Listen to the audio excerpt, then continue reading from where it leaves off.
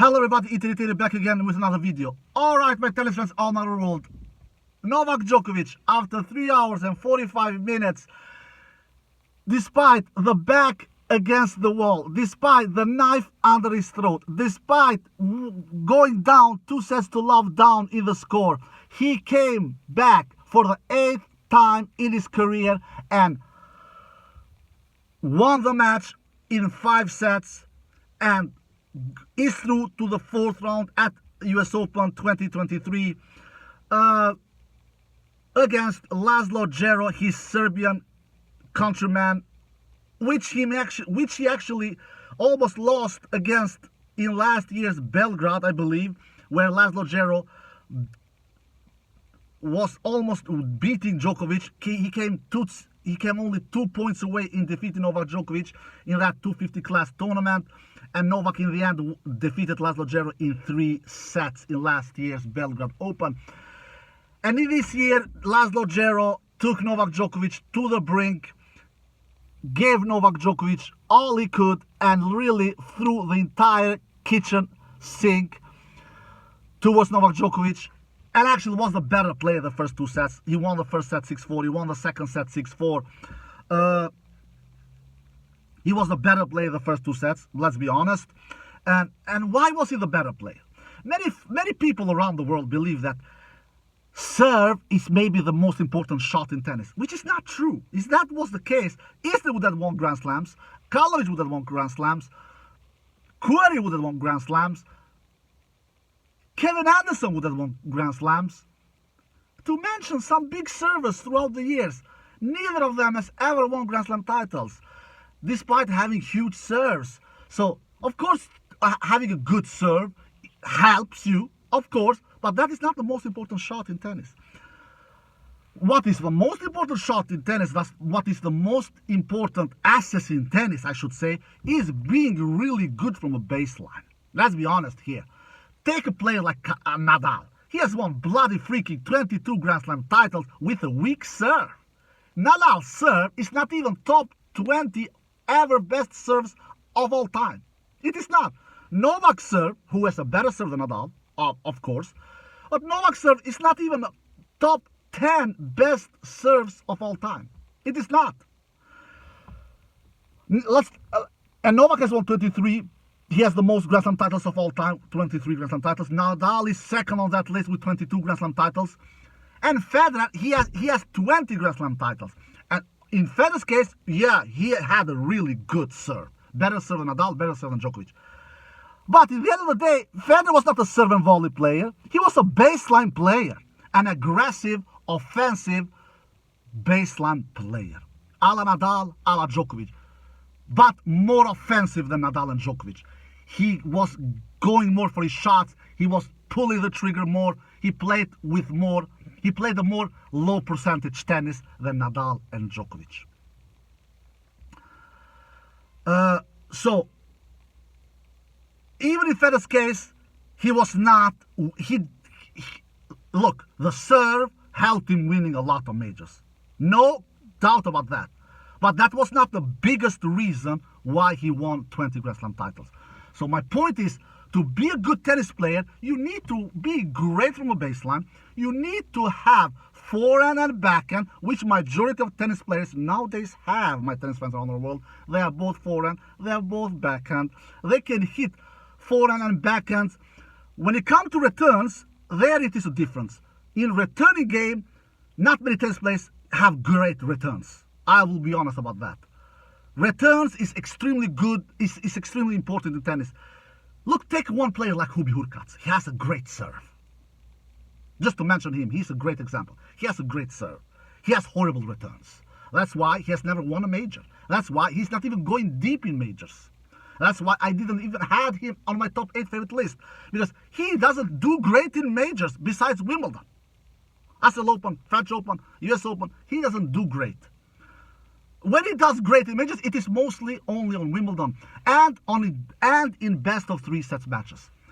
Because he has a huge serve, but he doesn't have great returns. He doesn't take the teeth on his opponent's service games. So the return game is extremely important in tennis, and that's where Novak Djokovic comes into play. Novak has the whole package. He has forehand, backhand, return, serve, but his return is the greatest. He's the greatest returner of all time. All right, I think we all can agree about that. And his baseline game, maybe the greatest baseline player of all time. But those who say that Novak is in his peak of his career, they don't know much about tennis. He's not in the peak of his career, my tennis fans all around the world. He is not. The Novak Djokovic from 2015 would have killed Laszlo Djere of today. The Novak Djokovic from 2015 would have defeated that Carlos Alcaraz we saw in that Cincinnati final in straight sets, because Carlos Alcaraz was not playing consistent tennis in that Cincinnati final against Djokovic. He was not. Despite that, Carlos Alcaraz was 1 point away, defeated Djokovic. Was only 1 point away. So Djokovic is not in his peak of his career. Where is Novak's down the line backhand? That is disappeared completely nowadays. Where is it? Novak 7 to 8 years ago, he was hitting that down the line backhand with his eyes closed, my tennis fans all around the world. Even Novak Djokovic cross-court backhand was much more solid 7 to 10 years ago. It is still a good shot. It is still not many who can challenge Novak in that cross-court backhand exchanges. But he misses in those cross-court rallies much with his backhand, much more than he did 7-8 years ago. Even Novak's returns are not as great as it was 7-8 years ago. And the most important thing, Novak's baseline game is not as great as it was 7-8 years ago. It is not. When Carlos Alcaraz won that Wimbledon final against Novak Djokovic a couple of months ago, he did that. Carlos did a great match, absolutely. But one of the big keys why Carlos won that final was he was the better player from a baseline. He was missing less. He was doing more winners than Djokovic. He just was the more cleaner, was the more solid player from a baseline. And majority of times, 9 out of 10 times, in my opinion, the player who is the better from a baseline will be the winner in a tennis match. Because we don't have lightning fast courts anymore where you serve will get you out of the trouble. We don't have. Look at the US Open. The US Open is not a fast court in this year, according to me. Both Wimbledon and Australian Open are faster Grand Slams than at least this year's 2023 US Open edition. According to me, the US Open in this 2023 edition is not a fast court. It is more or less, I could say, a medium fast court. You cannot hit through players easy here if you don't possess that firepower, that great murderous firepower in your shots, which Djokovic doesn't possess. He doesn't have that great firepower in his shot, and that's why he's not blowing his opponents off the court with a bunch of winners. Novak, he's winning the matches in forcing a lot of errors from his opponent, in extending the rallies where he just goes in that goalkeeper mode, where he goes in that mode, in that wall mode, and refuses to miss, and just asks the question to his opponent and says, you know what, I will not defeat myself. You want to beat me? Then hit through me. Good luck with that mission, my tennis fans. That kind of a message Novak Djokovic sends to his opponent. And Laszlo Djere did great. He answered those questions really good in the first 2 sets. He was hitting through Novak. He was not doing that many of errors. It was the vice versa. It was Djokovic who was doing a lot of errors the first 2 sets. And it was Djokovic who he couldn't hit through those slow conditions the first 2 sets. And Laszlo Djere was the better baseline player the first 2 sets, and that's why he was very deservedly up in the lead 2 sets to love up. But like always, when Djokovic is down in score, he goes out to the locker room. He has that pep talk to himself, like he said at the match against Brad Gilbert. He said, I was having that pep talk. I was pissed off with myself and the result and the score. So when he come back in the 3rd set, he won the 3rd set 6-1. Which was expected. I was actually never concerned that Djokovic would lose this match, even when he was 2 sets to love down, because I have seen this kind of movie before. I've seen that against Sinner and Wimbledon 2022, when he came back from 2 sets to love down against Yannick Sinner. I've seen that against Musetti and Tsitsipas in the 2021 French Open edition, when he was 2 sets to love down against both of those players, and he came back and won won those matches. And now Laszlo Djere became his fourth victim in the last 3-4 years at majors, where he comes back from 2 sets to love down. So he won that third set 6-1, Novak Djokovic. Then he won that fourth set also 6-1. Yeah, he won also the fourth set 6-1 after getting an early break immediately. But Laszlo Djere broke immediately back. Novak broke Laszlo Djere's serve in the fourth set, in the first game of the fourth set. And then Laszlo Djere broke immediately in the second game of the fourth set. And that was the last time Laszlo Djere broke Novak's serve, which was in total 3 times Laszlo Djere broke Novak's serve. That was the last time. And then Novak more or less never looked back after that. He started then swinging freely and won the fourth set 6-1. In the fifth, actually, Laszlo Djere raised his level. Because I'm not getting how Brad Gilbert after the match said that Laszlo Djere looked gassed out, looked tired in the fifth set. No, Brad. It was not in the fifth where Laszlo Djere looked tired. It was in the fourth. He looked gassed out. We had a couple of games in Laszlo Djere's service games where the games were 10 minutes.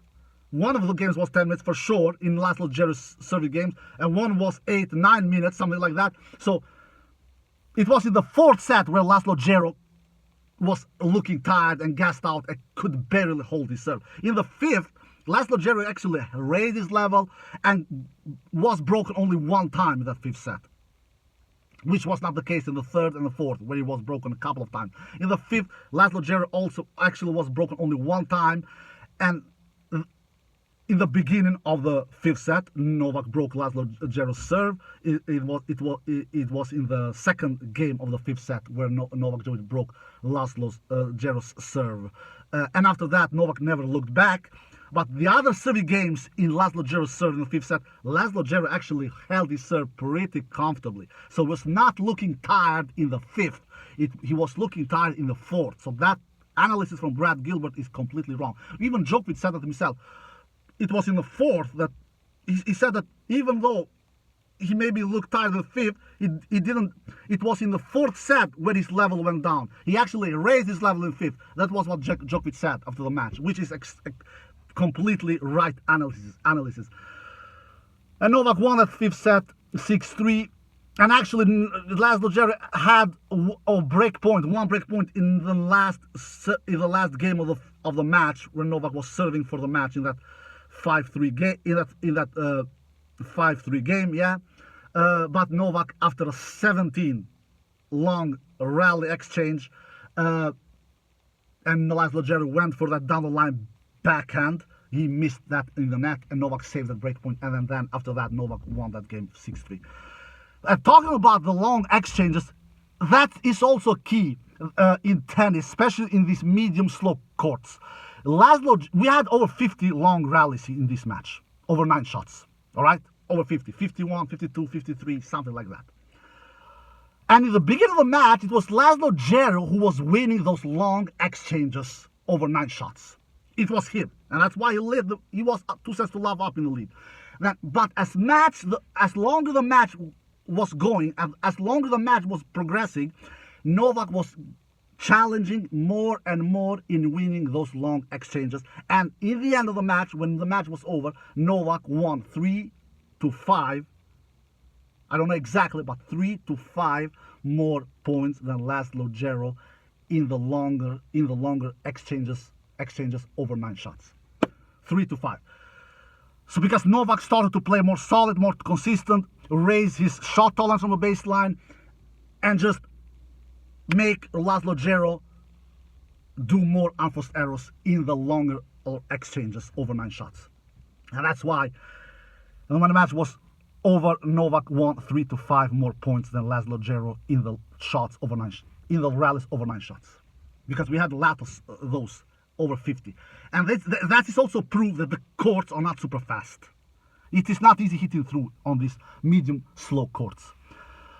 So some statistics in this match: Djokovic does 12 aces, 4 double faults. He lands 65% first serve in, which is good. much better than he did in the first two matches. In the first match, in the first round, he did 53% first serve sin. He landed only 53% first serve sin. In the second round, Djokovic landed 58% first serve sin. Now in the third against Laszlo Djere, which was really needed. I don't know if Djokovic would have won this match if he would have been under 60% in landing first serves, which was not the case. He was over. He landed 65% first serve sin. He won 77% of the points behind his first serve. He won 55% of the points behind his second serve. He broke Laszlo Djere's serve 7 times in total in the match. And thus, 36 unforced errors and 34 winners. So Djokovic does 2 more unforced errors than winners. So that is a negative ratio there. Laszlo Djere, and in total Djokovic won 147 points in the match, Laszlo Djere, he did 8 aces, 2 double faults. He lands 70% first serve sin, higher percentage in landing first serve sin than Djokovic, 70%.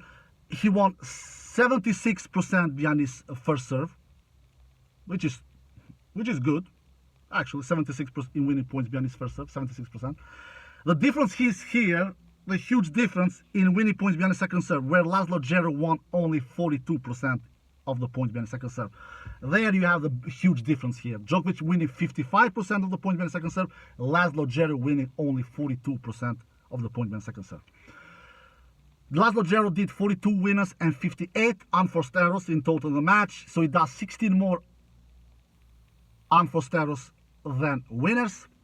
Also a very negative ratio there, but mostly of those came in the third, fourth, and fifth set, because obviously the first 2 sets, Laszlo Djere was the better player than Djokovic. And in total, Laszlo Djere in the match wins 123 points. So Djokovic wins 24 more points than Laszlo Djere in the entire match. But this match was closer than that. Even though Djokovic wins 24 more points than Laszlo Djere in the entire match, this match was closer than that, especially the 5th set, where Djokovic only broke Djere's serve once in the 5th set. And actually had 1 break point against him in that last service game of the match. And I should not forget, Laszlo Djere broke Novak's serve 3 times in the entire match. 1 time in the first set, 1 time in the second set, and 1 time in the 4th set. So Djokovic is through to the 4th round after coming back from the brink, after coming back with the back against the wall, after coming back with the knife under his throat. But I never was concerned, like I said earlier in the video, that he would lose. But this just sends message to the entire field that Djokovic, first of all, is not in his prime. He's not in his prime of his career. Absolutely, those who think that they don't know much about tennis. He's still extremely good.